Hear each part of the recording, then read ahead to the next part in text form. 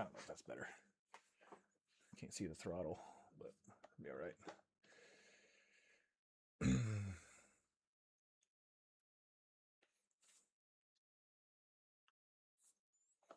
All right, here we go.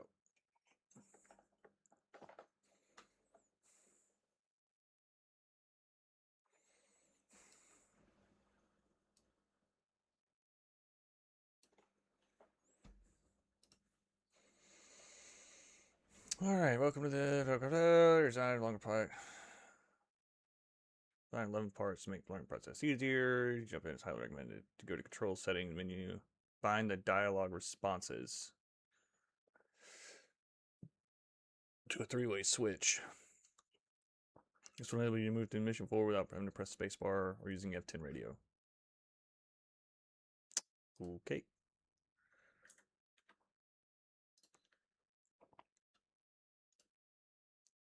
Let me look at something real quick. Loadmaster. Cargo menu. And can you get it from... oops. Cargo.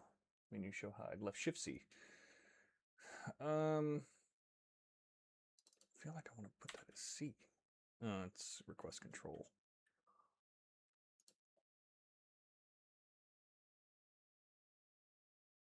It'll put up next stream.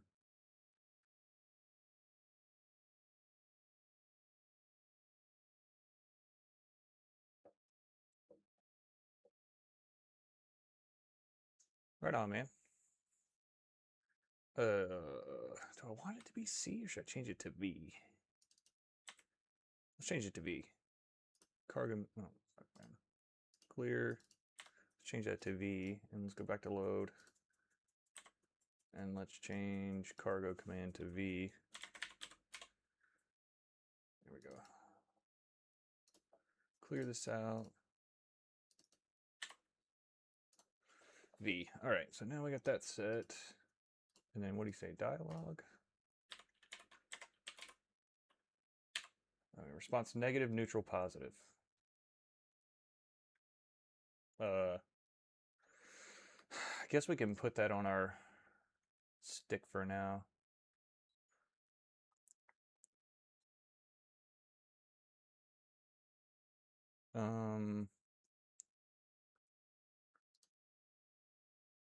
Let's go positive, negative, and then neutral's left. Okay. Positive is going to be up. Negative is going to be down. And then left is going to be neutral. Up, down, neutral. Okay.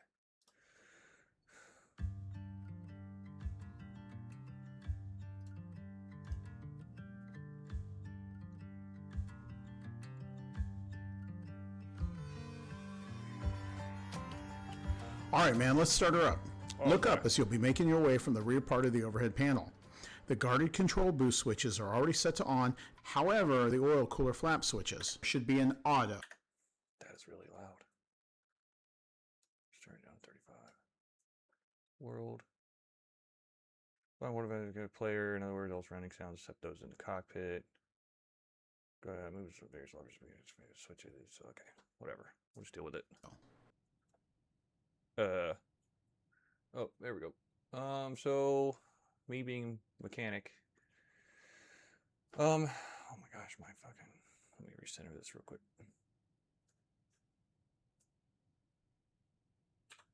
There we go. Okay, so we want to set these to auto, obviously.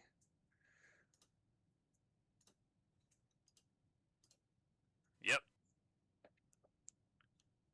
Now take a look at the electrical panel and the 4 generator switches. You'll want to turn them all to on. Generator switches set. Set. Moving forward on the panel, the external power APU switch should be set to off, and so is the battery switch.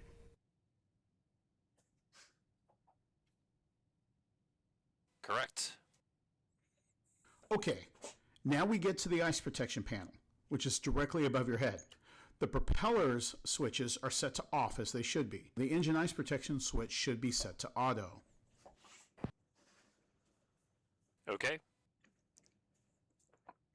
Good. Wing and empennage ice protection switch is already in auto, And the de-ice is set. Pitot and NASA switches are off. Yes, sir. Now, let's move over to the right to the bleed air panel. All the switches there should be in auto, middle position. And indeed they are. Pressurization panel is here on my side. The guarded switch labeled emergency depressurize is set to norm, but we have to switch the mode select knob to auto. Auto set. This large panel with digital displays in the middle of it is the fuel management panel. Here we can control the fuel flow to the engines, check fuel quantity in all the tanks, etc., etc. For now, we just have to check that the left and right fuel dump switches, the guarded ones, are set to off. Right fuel dump switch is off. Left fuel dump switch is off. Good. Now the exterior lighting panel, which is on your side. All lights should be set to off. All lights are off. Can you control the lights on your side? Nope.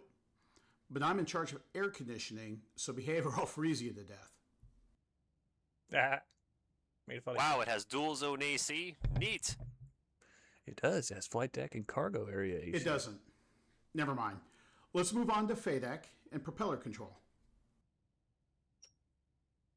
Okay.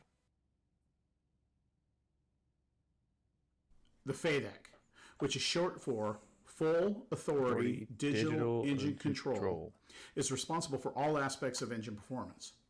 The 4 guarded switches, with the guards up, should be set to middle or the normal position. You're right. Affirm. Same goes for the propeller control switches below. Finally, the prop sync switch and guarded ATCS should both be set to on. Correct.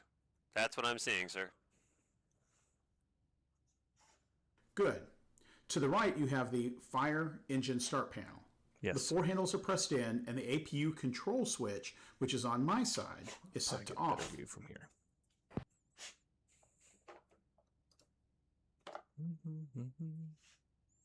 That's correct.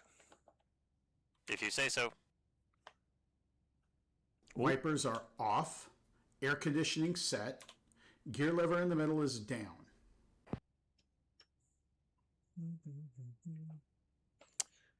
Yes. Set, and set. Check. To the right, we have the landing lights panel. It seems to be set up correctly, meaning left and right motor lights and hold, left and right landing lights, as well as taxi lights and wingtip taxi lights are all set to off. Check. Funny that you can turn left and right landing light independently. Any ideas when only one would be used? We have independent light switches. Just in case there's a malfunction of either motor, you can still illuminate the other landing lights for the motor that works. Also, they get really hot, and if one remained in the wing, it could cause some serious heat issues. Since the landing lights also have an IR capability, you may only need one if 2 is going to be too bright when you're landing on NVGs. Okay, moving on. Further to the right, we have the hydraulic control panel. The aux pump switch is off as it should be, but you need to enable the anti-skid switch. Done. Now you would set up the lights using the pilot lighting panel, but there's no need to do that now. Okay. Verify that the air deflector switch on the air delivery panel is set to closed or aft position. It is closed. Good. We're ready to start her up. Anything else before we move to that part? Let's do it.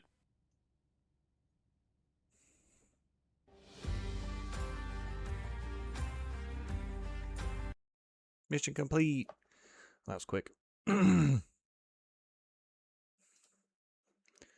right, so now we're going power up. That's just a basic. I should have just skipped that one, honestly. I knew what we had to turn on, but...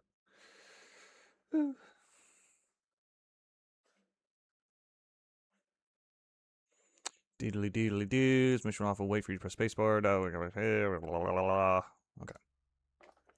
And we're back at it. Oh. And we lost head track. Rescan. We lost head track altogether. Rescan again. And close program. Jesus. It's always something. And going back in. We're up. Pause. Rescan. And we got head track back. Okay.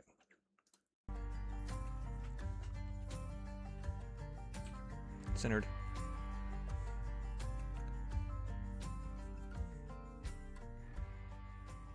First, test the battery. Set the test switch to AV, which stands for avionics, and util or utility, and check that you get at least 20. Util is good. 24 on AV. Battery test switch. All right, now flip that battery switch to on.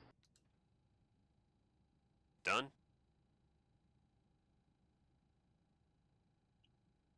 Cool. Let's wait for 3 greens and 3 screens. Should take less than a minute. Gotta warm it up.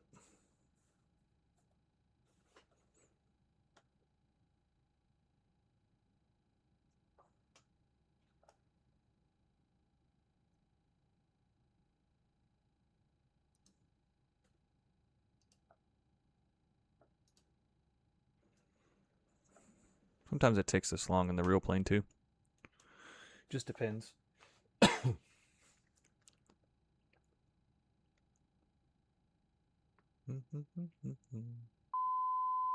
goes. Master crush clear. I'm gonna put that. I'm gonna bind that button real quick. Master caution.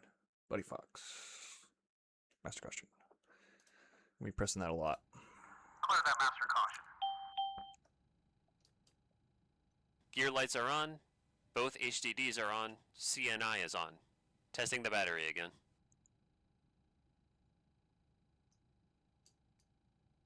All good here. Set the switch to external power. Set. All right, now check with the load to see if the APU is clear. Okay.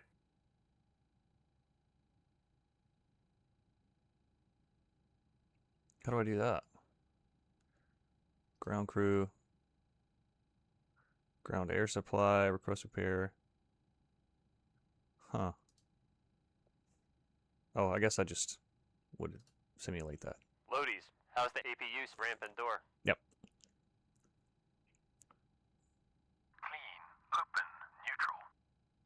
That's not what we say, but it's close enough. Roger, starting APU. Auxiliary hydraulic pump on. From now on, you'll just hear me call it the aux pump. It is on. That's Strobe light set to red. not. Strobe lights set. Good. Fire up. Bring the knob to start and wait for the green light. Green light.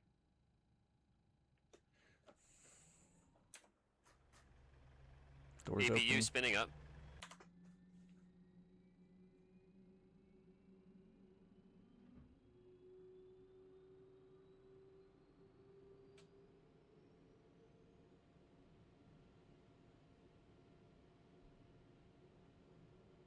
Okay.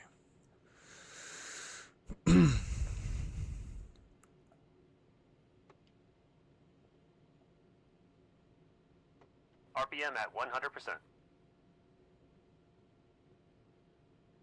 Okay. Select the APU as the power source on the electrical panel. Set. We're up. Check that the radar master switch is set to off.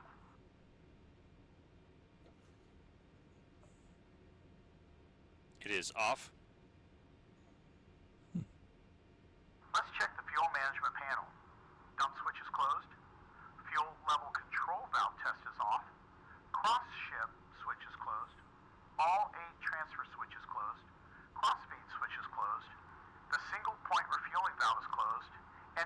off. Tank select is off. Yes, sir. Let's skip the smoke detectors and fire detection tests for this flight. Doing the co-pilot lighting lamp and display tests. Lamp first.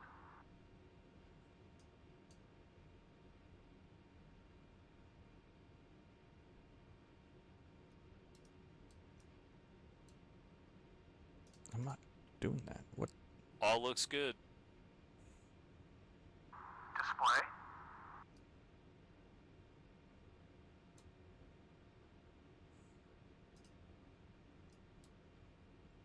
Check. That way. Okay. Bleed air panel is next. Open the APU bleed air valve. It is open. Pressure build. Check bleed air pressure.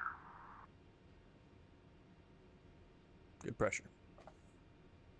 Check. Over 45. Let me quickly set up the switches for the air conditioning on my side. Roger.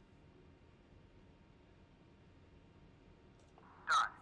Check the data on the CNI and verify our position versus enabler. Date checks. Position reference GPS. Checks as well. Good. Now select Auto Nav.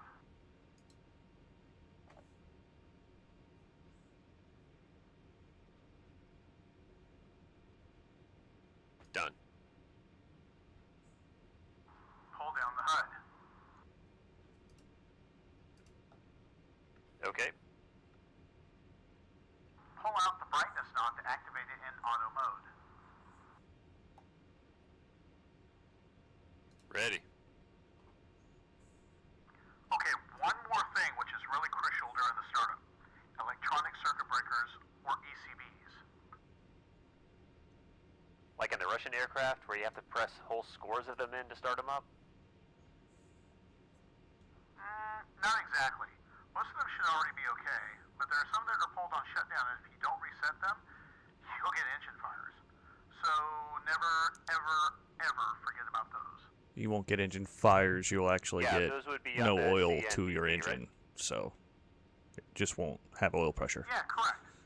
The CMBP is in the middle, so both of us have easy access to it. As you can see, the ECB page is already up. Yep. Now we need to display the ECB page on one of the HDDs. You can see that it's set to off, as indicated by the inverse video next to the HDD. Let's go ahead and pull it up on HDD 2. Press the 2 on the scratch pad, and then press the arrow next to the first line. Done. Got the yellow indications for the ECBs that are pulled. Correct. These are for the propeller aux pumps and the engine fire handles and oil shutoff. We need to reset them, which can be done either using the CNBP or the CNI. Each ECB has its own specific 3-digit identification code. Yep. To reset the ECBs, you have to manually input their ID code into the scratch pad. Let's go and do so for the aux pump for prop number 1. Type 481 and press reset.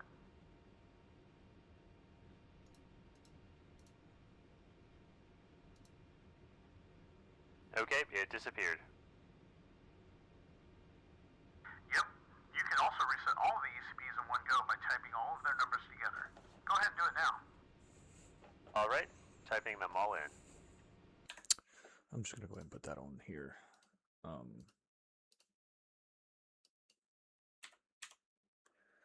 CBP, Buddy Fox. We got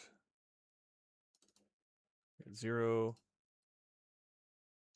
1, 2. Oops. Oh shit. 2, 3, 4, 5, 6, and 7, and 8, and 9. Okay, So now I should be able to type these in and then reset. Once they're So, all in, go ahead and press reset again. so 482, 483, 902, 10. Shit. Clear. 108, 109, 609, and 613. The Reset. system wants me to verify reset. Yep, press reset once again.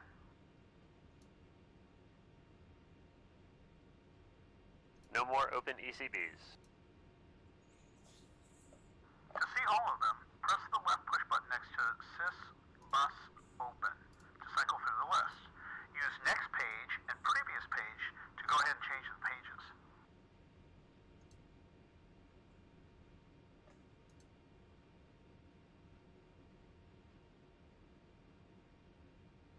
Okay. Select Master Av.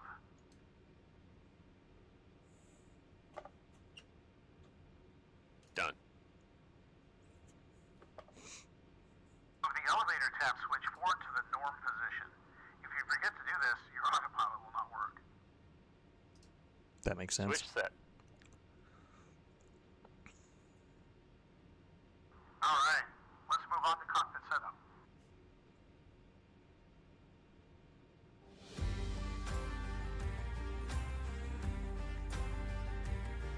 We never did the smoke fire test. That's alright.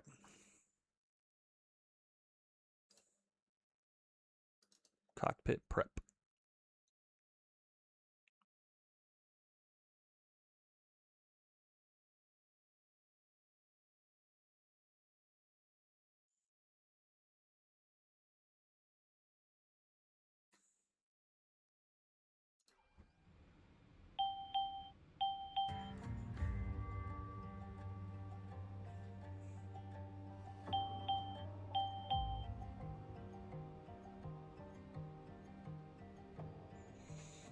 Alright. Right. Time to set up the cockpit systems, including the Communication, Navigation, Identification Management Unit, or CNI, the Avionics Management Unit, the AMU, and the CMBP. So, the Communication, Navigation, Breaker Panel. We'll set up our route, and generally, we're going to be doing a lot of button presses. You ready? Ready. I like pressing buttons. Will be handy when I transfer to commercial airlines. Already thinking about that, huh? Better focus on today's mission. Alright, let's go. Okay, let's start with the oxygen. Leave it on 100% and turn the supply on.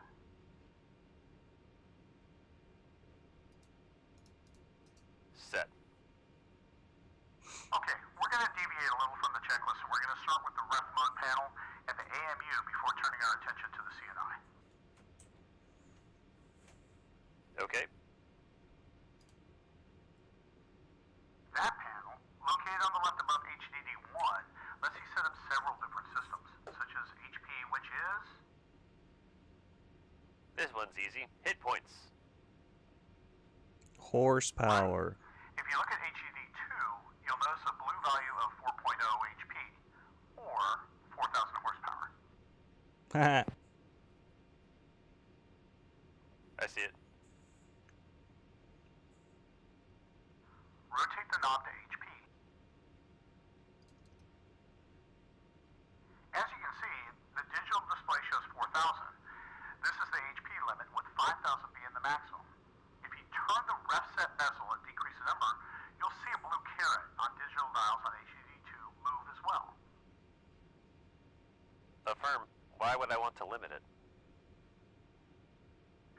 So, if you've got a high crosswind component, the power is restricted to 2,500 HP until achieving 35 knots. Also, this is so you can verify the engine horsepower matches what the CNI said it should be. If the two numbers are more than 200 horsepower apart, the takeoff is aborted, as the airplane will not perform like the CNI said it should. Set it back to 4,000 for now, and turn the knob to radar halt. Done. This is the radar altimeter? Yes. You can set the altitude above ground at which it will start shouting at you.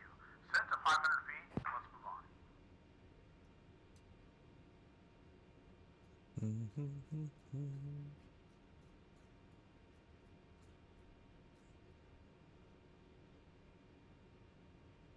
it's gonna take a while.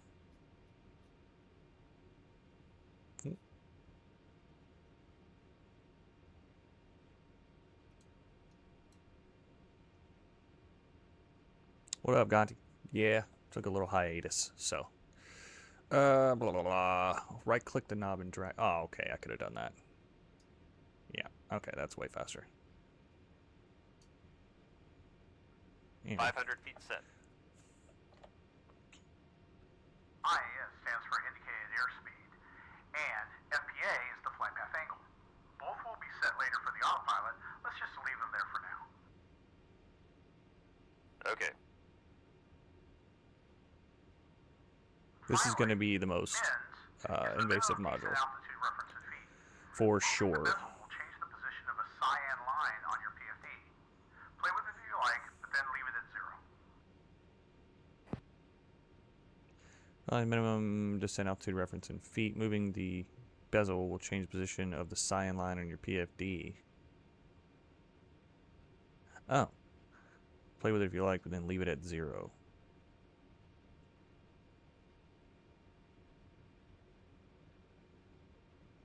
Oh, I see it. Okay. All right, what's next?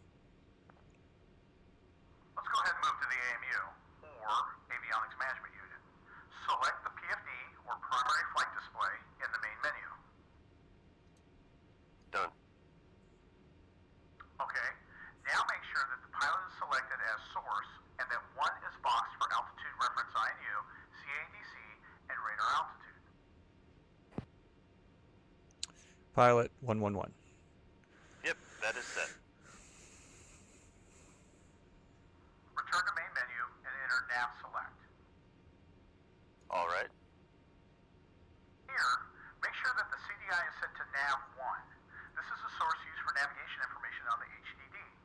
Also, set up TACAN 1 as pointer 1 and TACAN 2 as pointer 2. CDI nav TAC 1 2. I don't know if you guys can see that right there. CDI nav and TAC 1 2. Got it.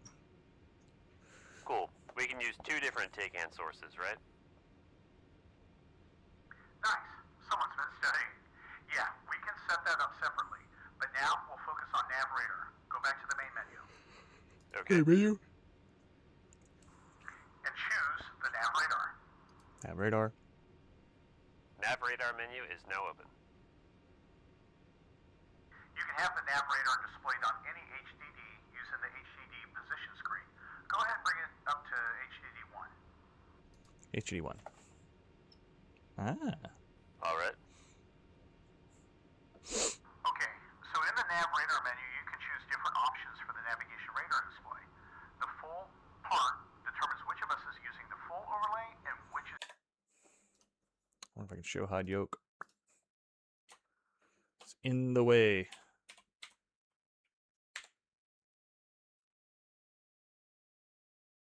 Oh, we can't. I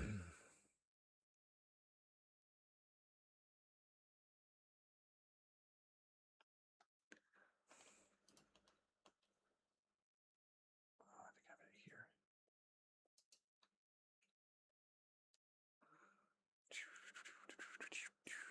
using the partial. Range is pretty obvious. You can set up the scale of the nav radar and the distance between the rings.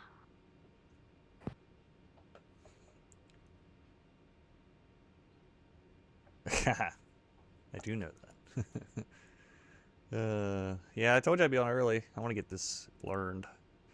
Nav radar menu, you can choose different options for navigation radar. The full part determines which of us is using the full overlay, and which is partial.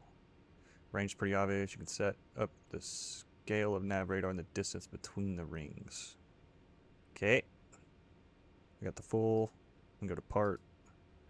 Range is 40 miles.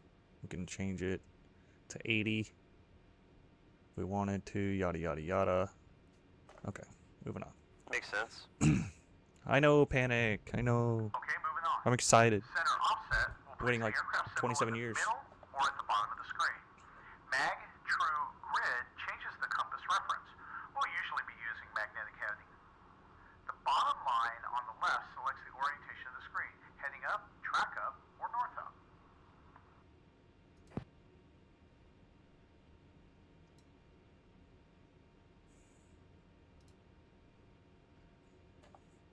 Got it. Okay. Got it. The last thing you need to do is set up the overlays, so select that now. Overlays menu is on.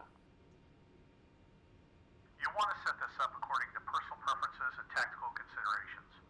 You can have the nav aids shown, the airport tactical information displayed on the screen, as well as the flight plan and waypoint IDs. RWR. All right. You can also have the RWR symbology and threat position displayed. Mm-hmm. We want that here. Great. Set it up as you like. Since we don't need the nav radar for takeoff, uncheck the HED1 under HED position, and let's move on to the CNI. Wait, what? You want to set according to the person preference of the shown the airport tactical information on the screen. Flight plan and waypoint ideas. You can also set it up as you like. Since we don't need the nav radar for takeoff, uncheck HDD position 1 under HDD position, and let's move on. HDD position, uncheck. There we go. Okay, ready. We don't need it. You're picking this up pretty quick. Press the index button on the keypad, and then L2 to Free enter this the weight balance whole page. week.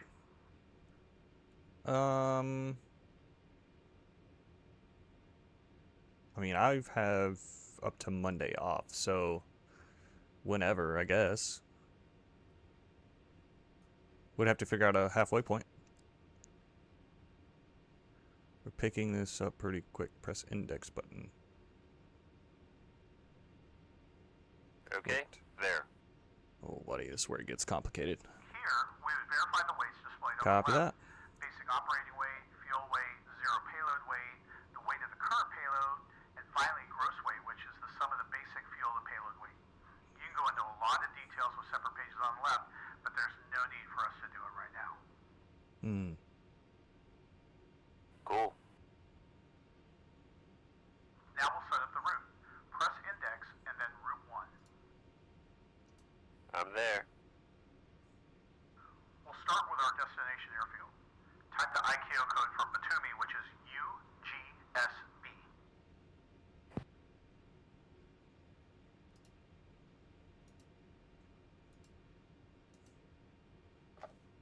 Okay. Now, press R1, mark destination to input the code. Done. Press next page to see all the waypoints. We should have several of those set up. That is what I'm seeing. 2, 3, 4, 5. Now, R6 to activate the route. Activate.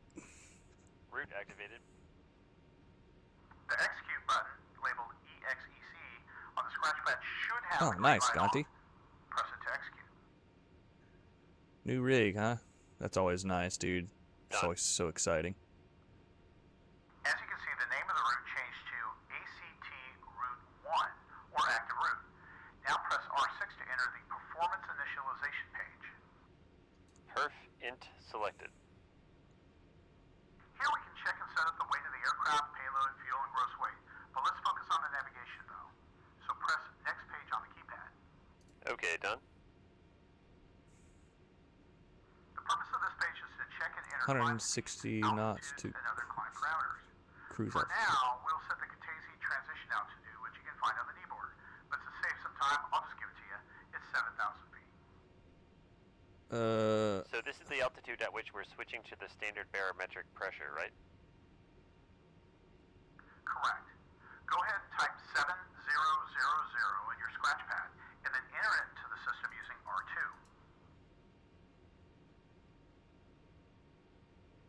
Transition altitude set. Okay. Sweet. Note down the drag index shown on the bottom right, and let's move to Perf Init Cruise 1 page by pressing next page on the scratch pad. Drag index noted, and there. Drag index was 10. Here, we'll input our cruise altitude and the upper level winds. Switch from We'll start with the altitude NVIDIA set Intel to to AMD. 16,000 Went to the dark side. confirm with L1. Put cruise altitude and upper level winds. We'll start with the altitude set at 16,000 feet and confirm.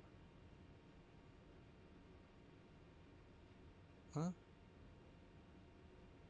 FL 160, flight level 160, because 160 is above the transition altitude, which is set before. So I need to type in 16,000? Set. Okay, yeah.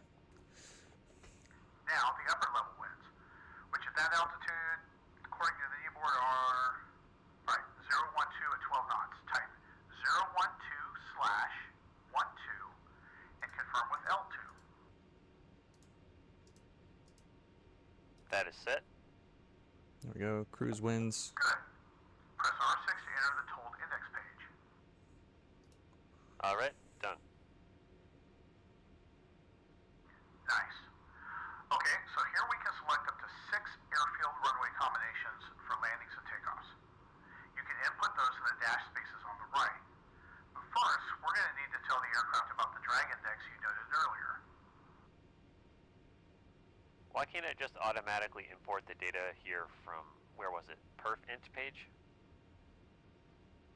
Well, because then you wouldn't be needed, and I can fly the airplane all by myself. Go ahead and type in 10 and confirm with L5. Okay, done. What's next? We now need to inform the computer about the weather, the conditions here at the departure airport. Normally, we would get the most current data by listening to the ATIS, but Katesi doesn't have one. So we're going to have to rely on the information that we gathered during the mission brief before we stepped. Stepped. Let's do it then. All right, so Okay, first type in the ICAO code for Katesi, followed by the runway number. So, UGKO/07, and confirm with R1. Qtaisi added. initial data, takeoff data, and landing Down here, data. told init page by pressing L1. Told. Okay, this looks like more info about Qtaisi. That's because it is. You have the length of the runway, its heading, slope, and elevation. Let's first fix the magnetic heading for the runway, which is 067 degrees. Go ahead and type it on the scratch pad and confirm with L2. Okay, fixed. Next, the slope. Yeah. Type 0.3 and confirm with L3. Slope set. The elevation looks fine? Correct. But bear in mind, this is the elevation for the touchdown. You can also manually enter the pressure altitude next to it, but we don't have that info now, nor do we have more information about the runway condition here below. Okay. Okay, now time for the surface winds. Type 038/08 and confirm with R1. Done. 038 degrees for 8 knot wind. Temperature is 15 degrees Celsius. Now type it in manually. The aircraft should be able to tell at least that, I guess. I told you there must be some reason for having two pilots. Type 15 on the scratch pad and confirm with R2. Temperature set. 59 degrees Fahrenheit. Type the altimeter setting, which is 2990 today. Type it in and don't forget about the point between the digits and confirm with R3. Point between the digits. Done. Okay, good. Now enter the takeoff data page using the L6 button. Okay, got the power, refusal speed, rotation speed, obstacle clearance, and some other things. Rotations at 106 Make knots. sure to note down the ones you mentioned. Best climbs at We're gonna be feeding 154. them back to the mission computer. Others are the min control speed on the ground, min control speed in the air with 3 or 2 engines, and the maximum recommended crosswind. Huh. Crosswinds at 4 knots, maximum recommended. Right, the power, refusal speed, rotation speed, and obstacle clearance, all noted. 121 Let's put knots. you in, shall we? Press the MC index button on the scratch pad. Okay. And now select V-speeds with L4. Got the menu open. Okay? Enough guiding you by the hand. Introduce V1 and VR and V2 using L1, L2, and L3. Let me know when that's done.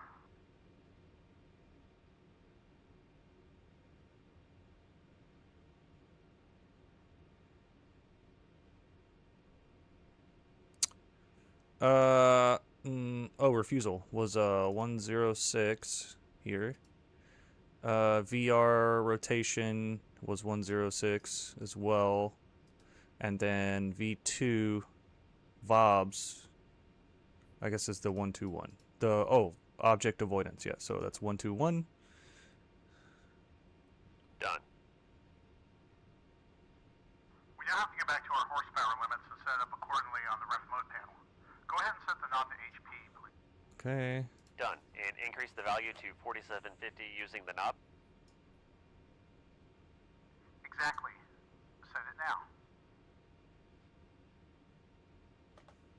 Okay, 4750. Ready. What's next? Great job. I can tell you've been studying a lot. Next, we're going to start the engines.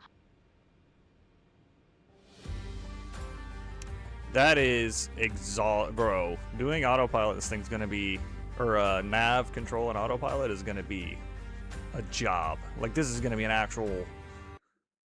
They made this thing an actual aircraft. Holy, like, whew. It's not easy anymore.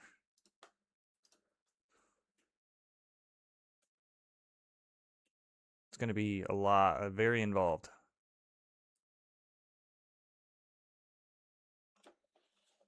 Who's barking at? Oh, yeah.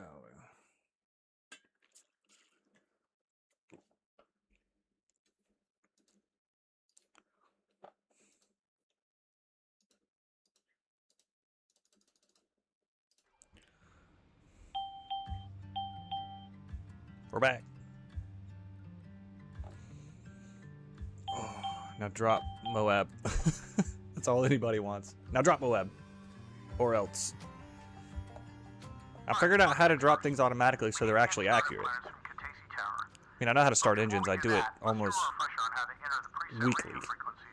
But I want to see how the game does it. Roger.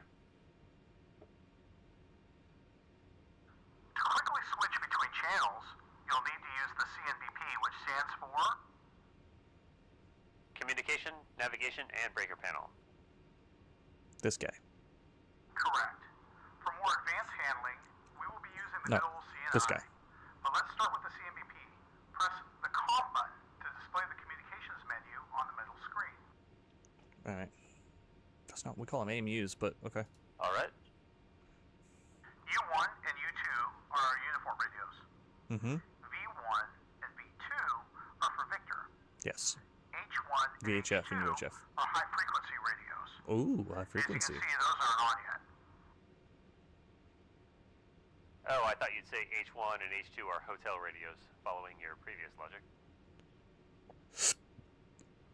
Yeah, sorry. I don't know why nobody says hotel. I guess it's just easier to say HF. Alright. Here, you can manually enter the desired frequency using the keypad on the right, or you can just use the preset number. Katesi ground is on 121.9, but it's also programmed under channel 2. So I type either of these and press the LSK to select it, correct? Affirmative. The channels are listed on our keyboards, and this is the quickest way to set up the radios. But we can also name the desired channel using the CNI. Go ahead and press the COM tune button on yours. Okay. On the left side, you have the list of all the radios, and on the right, the currently selected frequencies. Select L3 for the Victor 1 radio. Okay, now I have the list of channels and frequencies assigned There's to them, 1219 right there. and the currently selected freak at the top. Yep. Also here you can assign a label to each frequency. Go ahead and type KGND/121.9 and press LSK3. KGND/121.9 and that one. Invalid entry. Done. The label for channel 2 is set. Alright, very good. Now I'll show you how to select a given frequency using the CNI. Did I do it wrong? LSK3 next to the newly created label. Fuck. Done. 2 appeared in the scratch pad. Correct.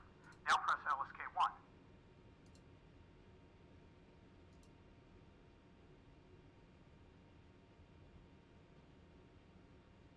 Now I have the label, channel, and frequency in the top row.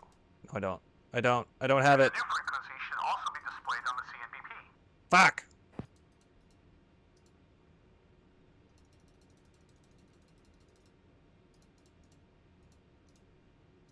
There, we'll just do it that way. There we go. Now! There we go. Indeed. I messed it up, but we'll make it work. 1219. Go ahead and request engine startup from ground. Okay. Ooh, I gotta assign radio. Adjust controls here. All but. That's the comm menu, which should be up. Clear. Comm menu should be up, and then radio. Pilot transmit. Co-pilot transmit. Let's see here. Communications. Comm menu, co-pilot, transmit radio. But it doesn't give you separate, it's just a transmit. It should be up and down. Oh no, it's whatever radio you have. Okay, so we just need to set transmit radio to throttle. It's gonna be forward for me. Here we go. And nothing. Okay. Ground crew. Oh, ATC. Kutasi. Start. Request startup. Here we go.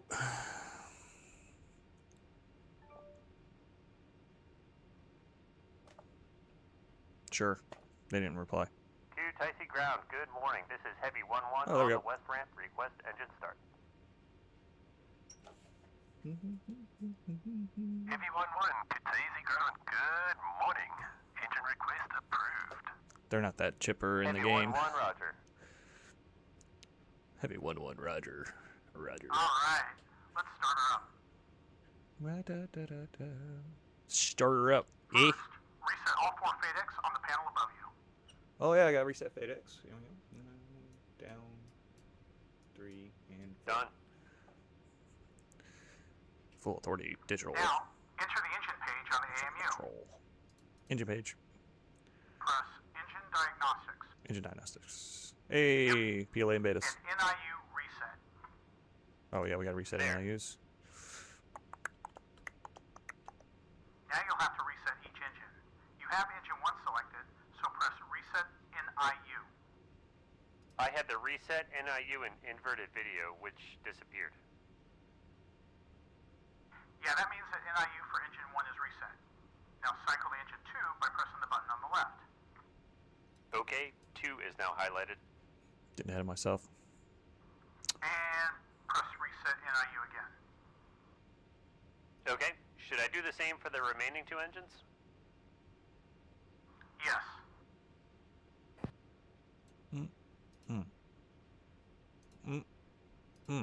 There we go. All 4 engines reset.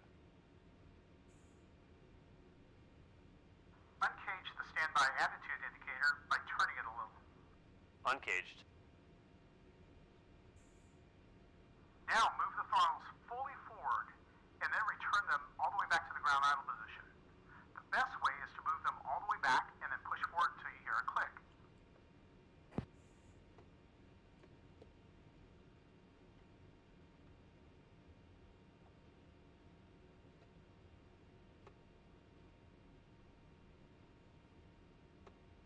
Click. Where does that put me though? 16. Okay, done. Press all 4 low-speed ground idle buttons. The green low light should eliminate on each of them. If it doesn't, make sure that the throttles are set to the ground idle position. Click. Low speed ground idle set. Throttles are not that far back in real life. They're kind of more straight up, but Pump is on. it's fine. Verify emergency brake is set. Confirm for both. Yeah, I guess it's set. Turbo suction boost pumps on. Both pumps are on. Okay, we always start with engine number 3 first. But before we do, we gotta check with the load master to see if the area is clear.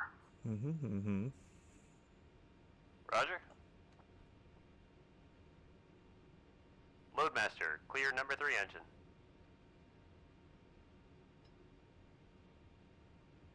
Engine number 3 is clear.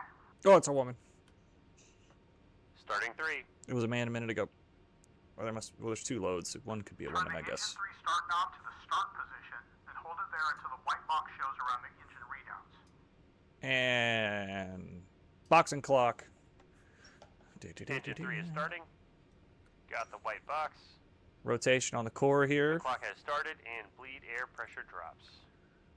Obviously, it's dropping because we're being used. Engine oil pressure coming up. And looks like we have fuel flow, light off, props coming Gas up. generator speed, And oil pressure, and gearbox fuel is flow are coming moving. up. Waiting on hydraulics. There they go. Hydraulics coming up. There they go. Hydraulics up. Took them a minute. Sequence complete. White box disappeared and beta is shown below the engine display. Good start. Stable. Little hot. Time for engine number 4. Running the 400s, but a little warm. Clear number 4 engine. Box clock. Number 4 clear. Too late. Already started. Starting engine 4. Spilling up.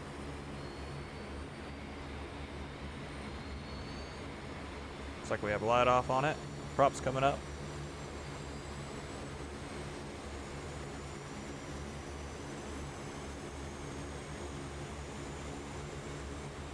Should unfeather here in just a second. You'll notice the blades. There they go.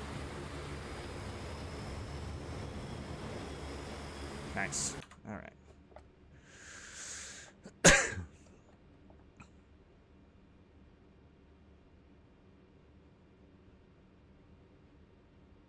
There's the temp coming down a little bit.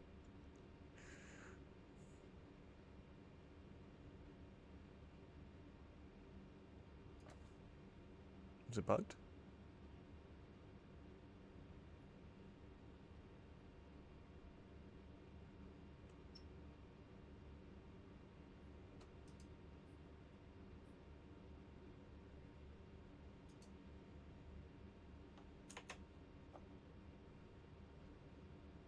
Oh, I think I may have done it too fast.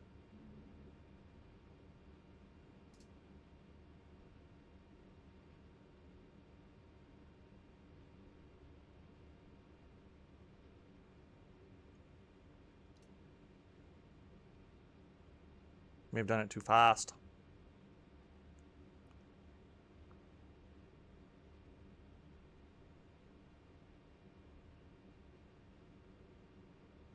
Wait for it to spin down. Try again. I am moving a little quick. I mean, like I said, I do engine runs and shit almost every day, so kind of burn through this stuff. And core's at 0. Let's try again. Turning. There we go. Good start. Box clock again. Okay. Spilling back up. The FADEC does everything for you, but we do need to monitor the indications. So go ahead and make sure you're watching those engine instruments. I'm looking. Engine pressure's coming up. NG. Light off. Fuel Oil flow. pressure. Fuel is flowing. Calling it. Gearbox pressure prop coming up. And we should get hydraulics.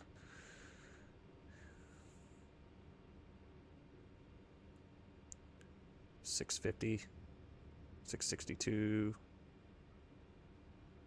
Good beta. Good start up 4. Good start. Stable. Okay. Start engine number 2. Clear number 2 engine.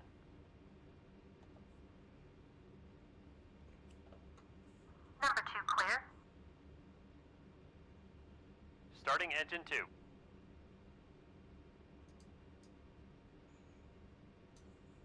Box clock. Rotation on the core. This is the same call outs we do in real life. So the timing might be a little different, but this is how we call it out when we're in the plane. So we got rotation, engine pressure's coming up. We got fuel flow, light off, and prop. Waiting on gear. There's gearbox. Should get hydraulics over here. There they go. And just watch your MGT. Make sure you don't get a hung start. Make sure everything's coming up. Good start of engine 2. And stable start. Good. And finally, wait for it. Yeah, go ahead and start engine number 1. Clear number 1 engine. We have pressure lost. Number 1 clear. I don't know why I'm getting that. Starting engine 1.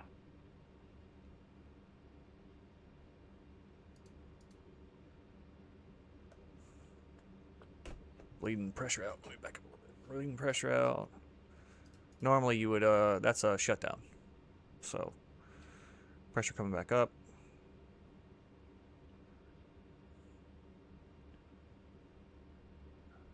Yeah, we are running low on pressure there. Whatevs. We'll just run through it. That would be an engine shutdown, by the way. Normally. Oh, well, the fucking wheel was spinning. That's why. The wheel was stuck all the way to the left, so it was burning up hydraulic pressure. I forgot I had it set over there. So, and your usual box clock light off. Props coming up. Gearbox pressure, engine pressure. And prop is spinning. People out there. Good start of engine 1. Reset the FADEX. We do not do that, but okay. FADEX resets. I don't know why I have them reset before and after you Now start. you have to reset the left and right ice detector Actually- ECBs. Enter the ECB page on the AMU. We do Okay, reset if those I remember after start. correctly, these were 208 and 706, right? Affirmative. Type 208706, select poll, and then confirm with the same LSK.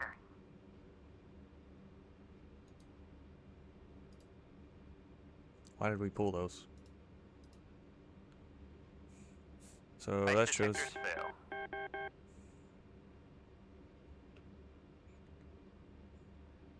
Good. Type 208706, reset, and confirm. Oh, we're verifying they work. Got it. Done. Starting engines check complete. Affirmative.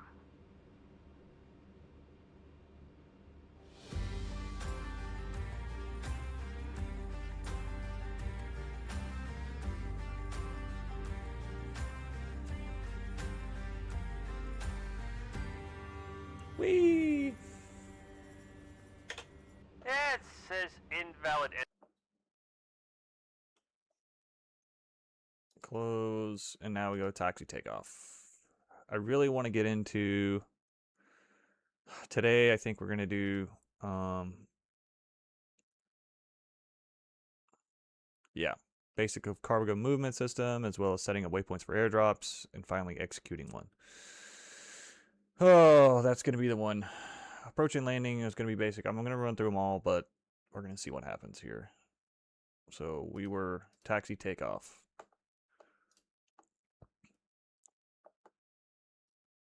Be a long stream. Should be in another couple hours, maybe. I'm probably gonna do taxi takeoff, take a little break, eat some lunch, and then I'll come back and finish everything out. So I'm rested and prepared.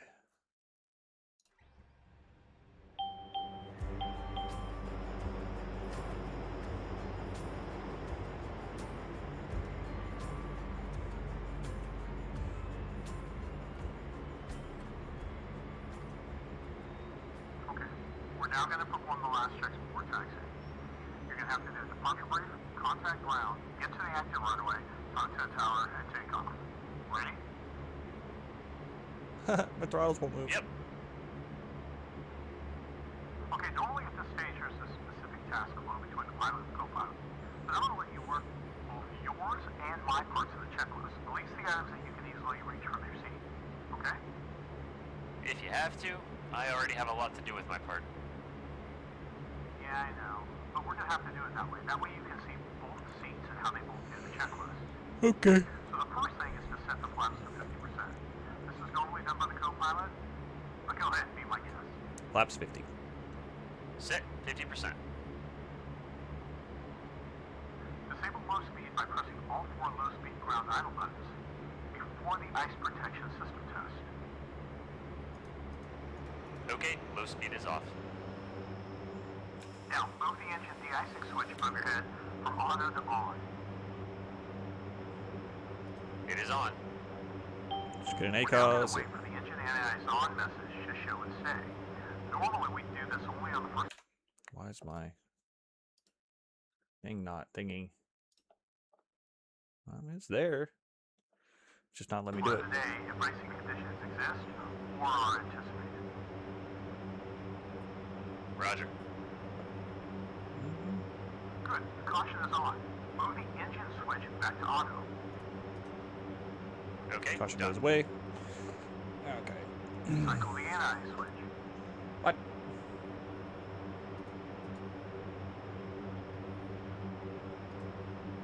Done. Ow. Re-engage the low-speed ground idle buttons. Low speed set for all 4 engines. Now we'll perform the stall warning system test, which is called a pusher test. Enter the GCAS install page from the main menu. There. Ensure that the stall warning is on, the pusher is on, and when ready, press the LSK next to the pusher test. Pressed. Nothing happens. Just wait for it. Hold the control column in the neutral position. Whoa! Stall. It's moving Stall. forward. Stall. Stall. Stall. Yeah, that means the system's working as intended. Alright, hold the controls to the neutral position, and let's move on to the autopilot. We're going to test its responses to the heading change on the ground and the disengage switch on the yoke. Okay. I need to change that switch. Oops. So I think I have it set here. Yeah, I want to get rid of that. I want to put it here. On my stick. There we go. All right. Easier to Press reach. the heading button on the reference set mode select panel. Heading. Okay. I have the heading legend displayed and a yellow vertical bar visible on the PFD. Yeah, as you should. Now use the heading knob on the heading and course selector control panel to move the light blue bezel on the HO side to say, let's do 150. When ready, enable the autopilot.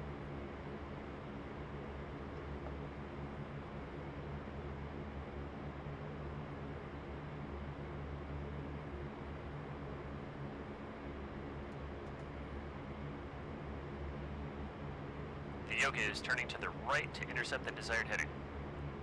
Dope. Yes. Now disable the heading. Done. Play with the wheel on the AFCS control panel. See how the controls react.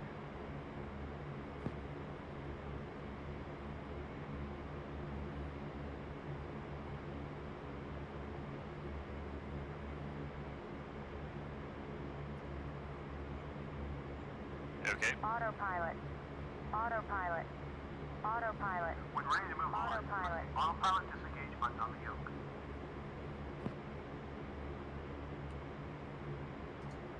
I'm getting the AP disengage motion. Autopilot. Autopilot. Press the Autopilot. disengage switch again to cancel the Autopilot. warning, and then return the flight controls to the neutral position. Let me know when you're ready to continue.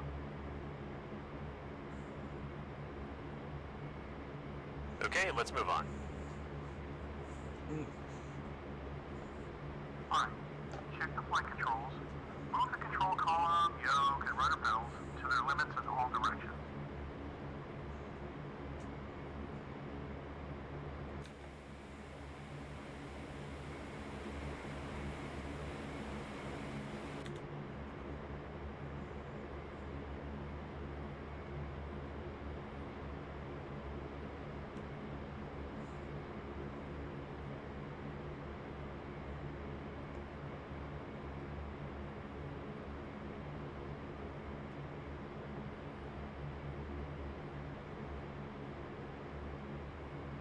Flight controls checked. Good. Halo on the rudder trim is set to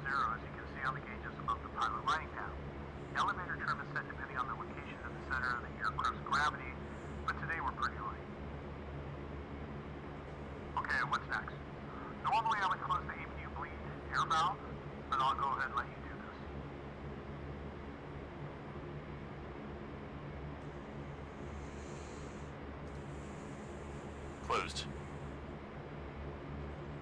Okay. The air conditioning panel on my side is set. Now all we have to do is turn the radar master switch to on. Nav radar is on. Okay? Don't forget to close the ramp. Right. Stand by. Loadmaster, clear the ramp.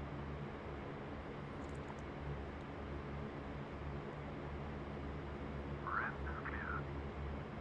Whoa, that dude sounded wicked. Closing the ramp. Ramp is clear.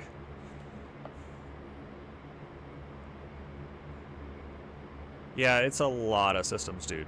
A lot.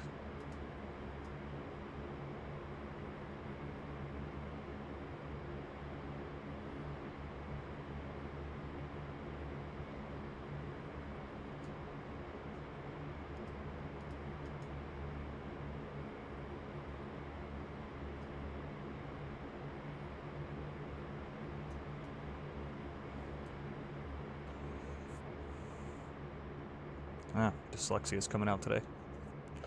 It's a lot of crap.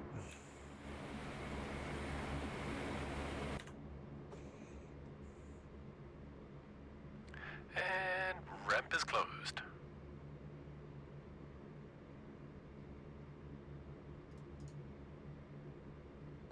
I need to set that to a 3-position switch standby. Before taxi checks complete. Do for now. Search. Come on. Ramp. Oh, okay, so throttle center. Oh, that's not a switch. Okay.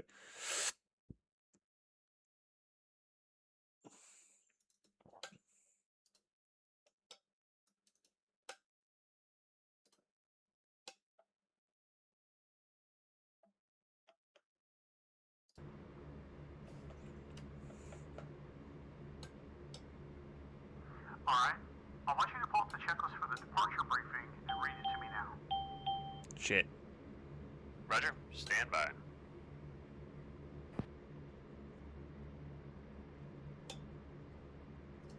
No, it's just not working. Okay.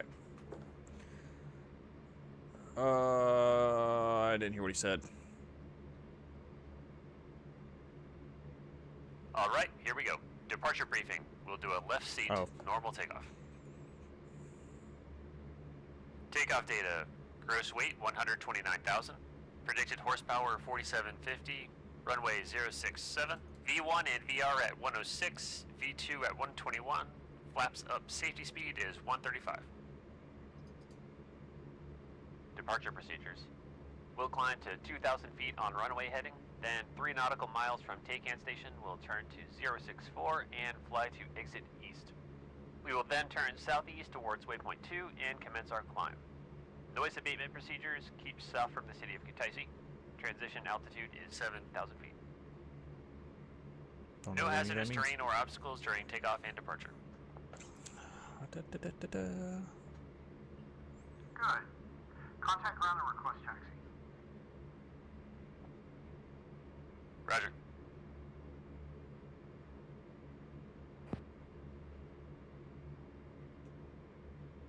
Kutaisi ground, heavy 1-1, request taxi. Heavy 1-1, Kutaisi ground. Taxi Alpha, hold short, runway 07. Heavy 1-1, taxi Alpha, hold short, runway 07. Straight ahead. Check the altimeter setting. Altimeter set to 29.90, reading 160 feet. Same here. Yes. Standby Okay. altimeter. Check set to 29.90, reading 160 feet. Departure reveal.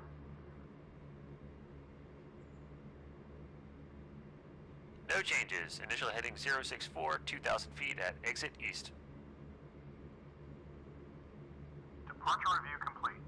Set the radar to monopulse ground map. MGM is set. Alright, now it's time to get out of the low-speed ground idle. You can taxi in LSGI mode, but then you need to make sure that the APU is running. If you look at the system status display, you'll see that the APU only generates electrical power right now with all 4 engines in LSGI.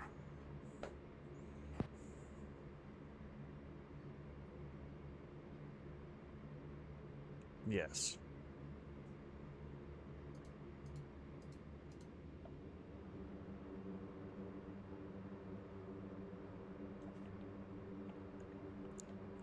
Yes, indeed. Okay, switch engines 1 and 4 to high-speed ground idle mode.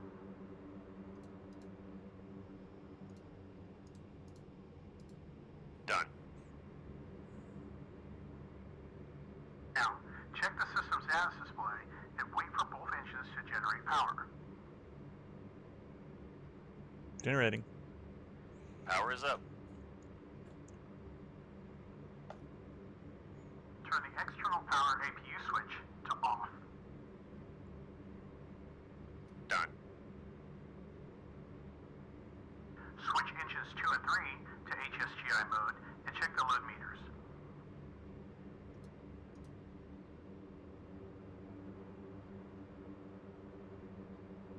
Engines 2 and 3 are out of LSGI and generating power. Okay, reach out and shut down the APU here on my side. Turn it to the stop position.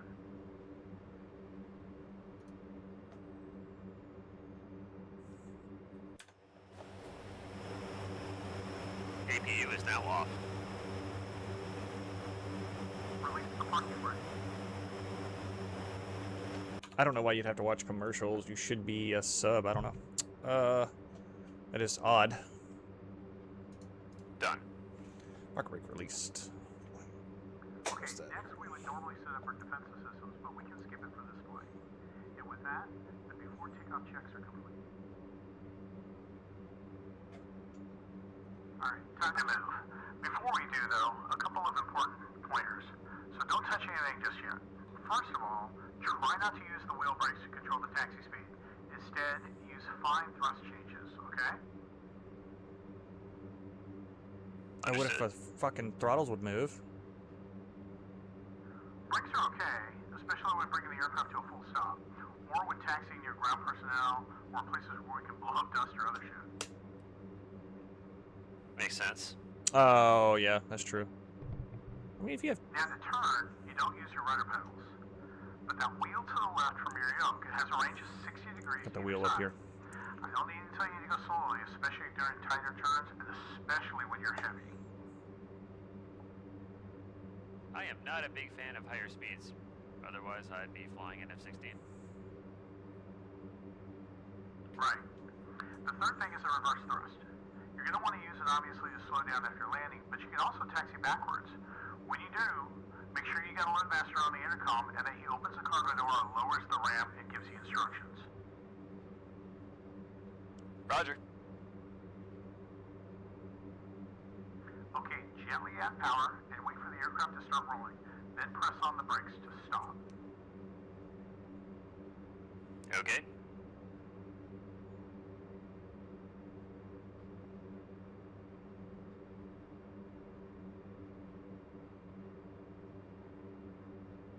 I want it to be 17. There we go. Okay.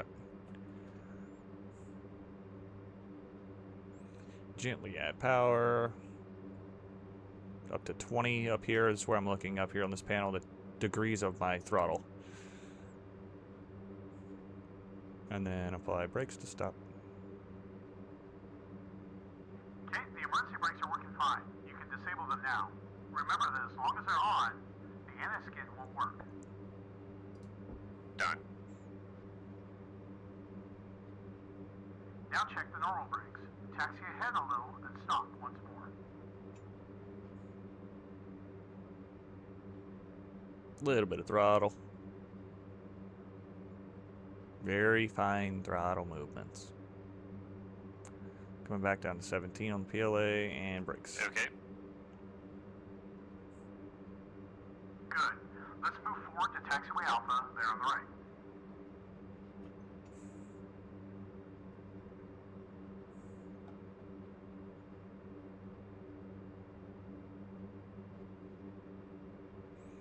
We're moving.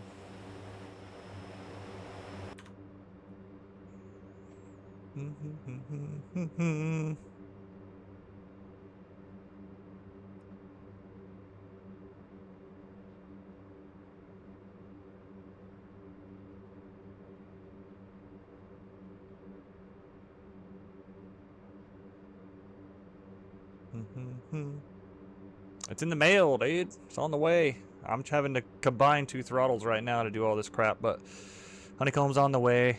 I wasn't gonna buy it. I was like, I'll just suffer through with 1 throttle, but now I don't want to. So it's on the way. Should be here, I don't know, in a week or so. Give me time to learn the plane in general, and then the throttle's a throttle, you know. But the having the 4 separate are going to be real nice. And it's got the lock reverse, so you pull up and go back for reverse. I don't know. Increase the speed level and then decrease it using reverse thrust. I don't know if it's going to work very well, or if it's going to actually work with the reverse. But at least I'll have the 4 throttles, so we'll find out. And it's got all the altitude heading buttons on it. Like, it's pretty well set up for this whole thing.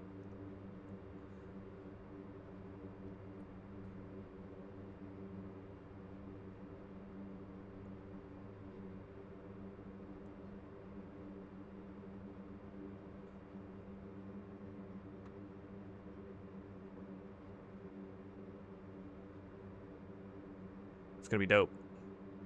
I don't know where I'm gonna put it. I guess I'm gonna try and mount it in front of me somewhere, like up here on where my mouse is now, because it's kind of big. It's just gonna clamp to the desk. But until I move into the new house with the new this new sim pit, it's gonna be an awkward situation here. So, and I get my actual pit going.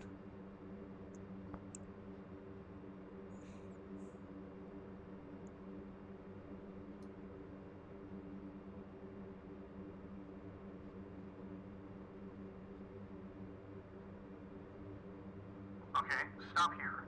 Lineup checklist.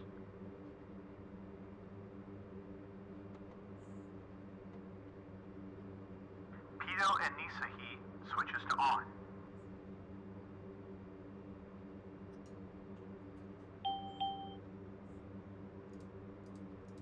Switches are on. Set the exterior lights, navigation lights to steady. Yep. Top and bottom strobe lights to white.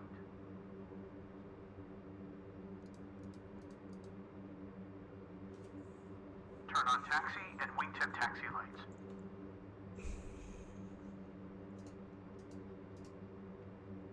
Set. Lineup checks complete. Switch to tower. It's channel 3 on the U1. Roger. Press 3 on comm page and confirm with uniform 1.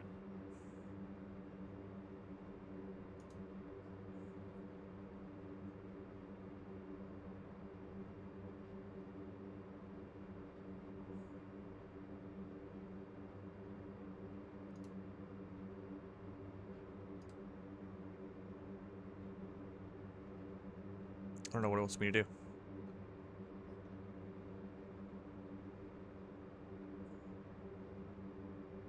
Kudasi, request taxi to runway. Alright. Enter the active. Line up on the center line. Roger.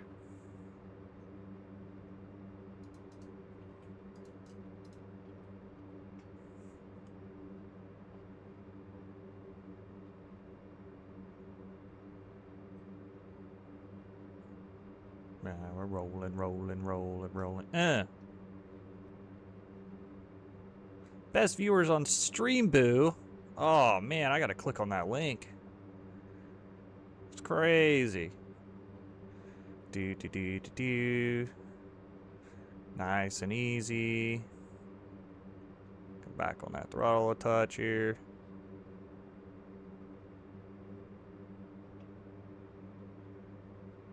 Okay, stop here. When do we forget? switches. Huh, I got mine. We didn't set the tech in for Katesi.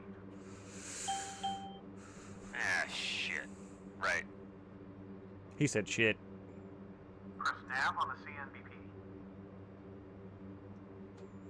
Oh, hold on a second. Let me get rid of this fucking...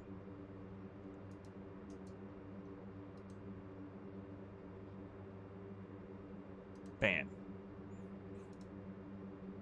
Aha! Alright, so... let's see here. Wink. Nav. Okay. Type 44 and press T1. You should see the distance in the bottom right part of your PFD. Ah, yeah. Done. All set. KTS 060.6 miles. Hold the brakes and increase the power to take off. Scan your instruments. When ready, release the brakes.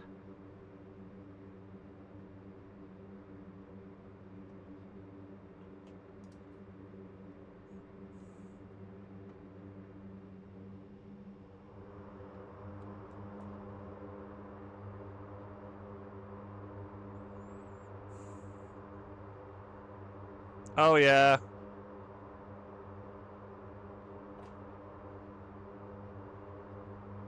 Use nose wheel steering to stay in the middle of the runway. Oh. Okay, around this speed, the rudder becomes effective. Use it instead of the wheel. Oh. So... Rotation speed. Smoothly pull up on the yoke and climb. we're up. We didn't die. There we go. Raise the gear. Gear up. Overspread the Raise flaps. the flaps now. Keep heading 06. Flaps are up. Reduce power to max continuous.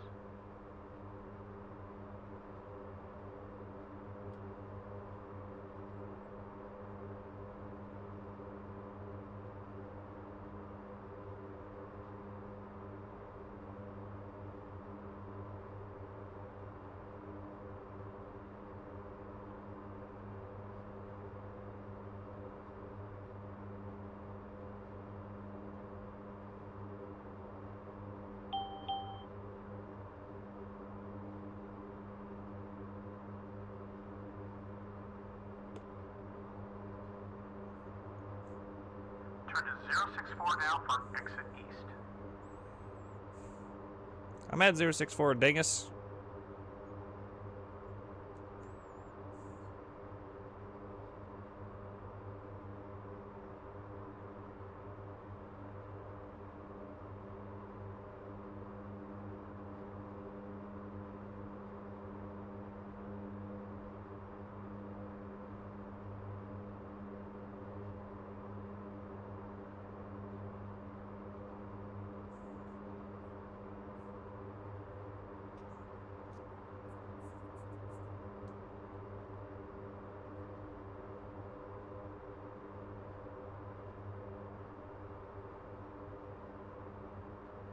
Very good. Start climbing and turn towards waypoint 2.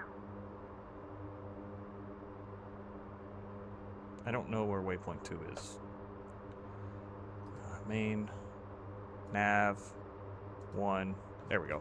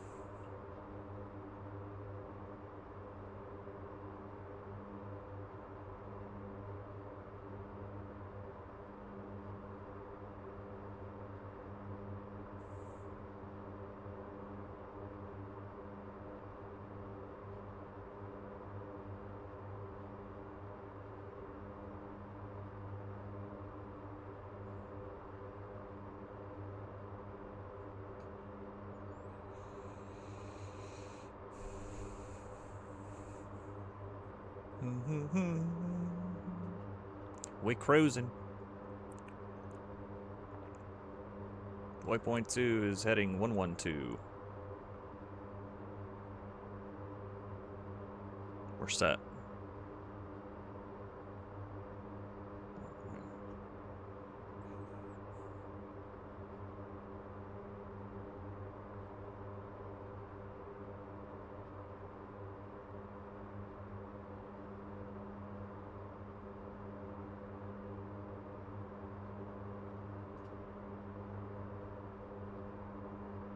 Passing transition altitude.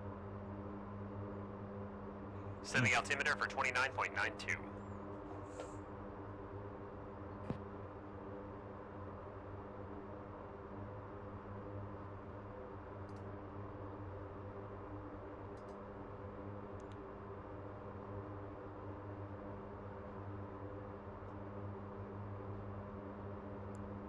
I can't see a fucking altimeter. Shit. 29, there it is, okay. Alright, back to that.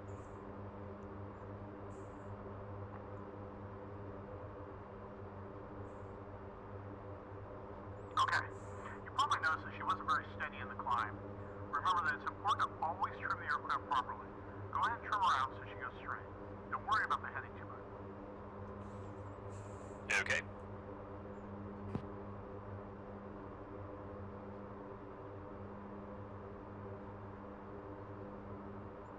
That's pretty good.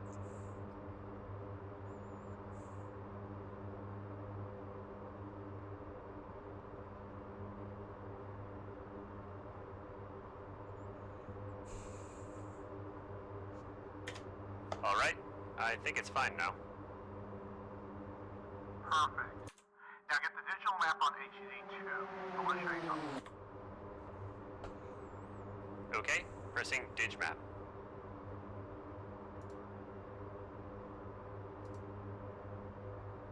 And then HDD2. Got it. Okay. You can see our flight plan and also aligned with a cross extending from the nose of our aircraft. The cross is the cursor used to move around the map, but now you can use the line extending to it to easily intercept our antenna course and get us directly on it and climb to 16,000 feet. Go ahead and do it now.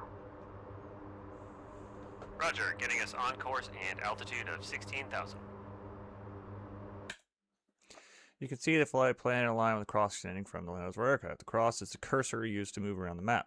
But now you can use the line extending to it to easily intercept our intended course and get us directly on it. Climb to 16,000 and go ahead and do it now. So I need to assign that cursor.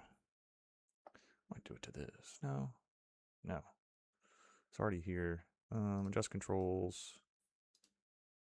Axis. It should be TDC slew? Let's see. Normally it's a TDC slew of some kind, but it's grayed out. Oh, that's on the mouse. Cursor. There we go. I want it to be left, right,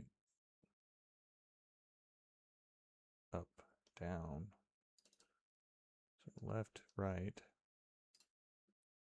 up, down. Set dead zones here. Axis tune, give me a 5. And give me a 5 on this one, just because I'm not interfering. Oh, I need to switch up. I need to invert the, that one. Need to invert this one. Invert. There we go. Ah-ha-ha! So it sets up... what do you say? Intercept our intended course and get us directly on it and climb to 6,000. I mean, our intended course is waypoint 3. Let's go here.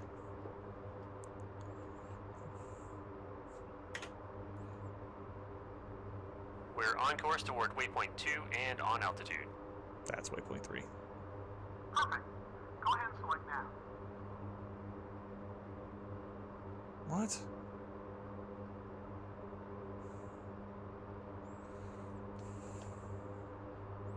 Need to climb.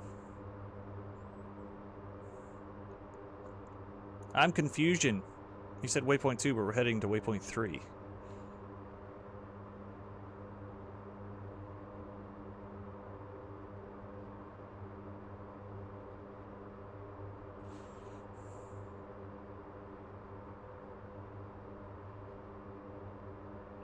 Still climbing.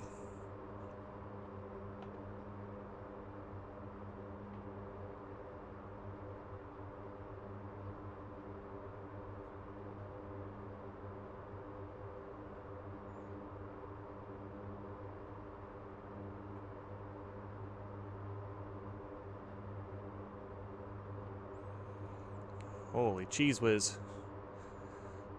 15.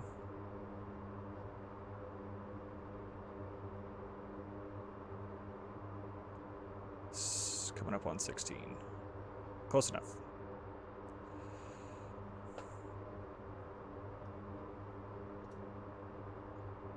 Nav selected. Shit. Also, press Alt to hold the current altitude.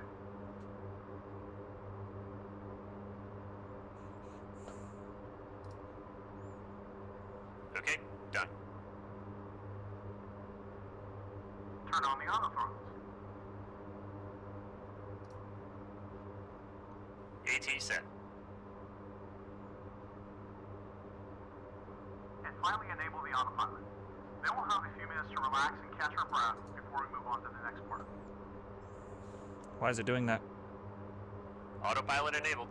So, now this thing will Autopilot. flow itself to the destination Autopilot. like an airliner? Not Why is it quite. turning like that?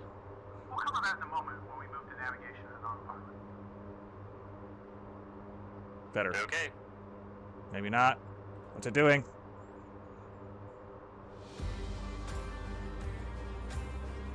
It's freaking out, dude.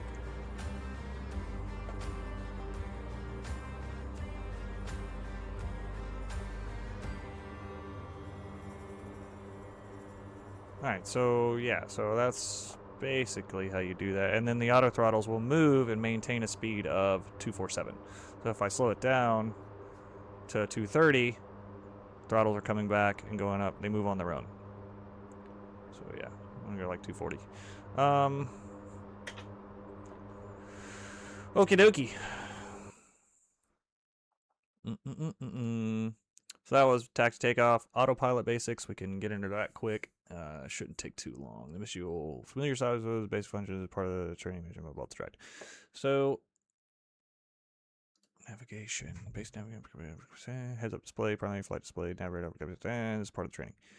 So yeah, I'm gonna go grab some lunch, take a little break, and then I will pop the stream back up and we'll continue with training. So everyone stand by. I should probably end the stream, and then we'll continue in part 2 of the training missions for the C130. See you in about 45 minutes to an hour.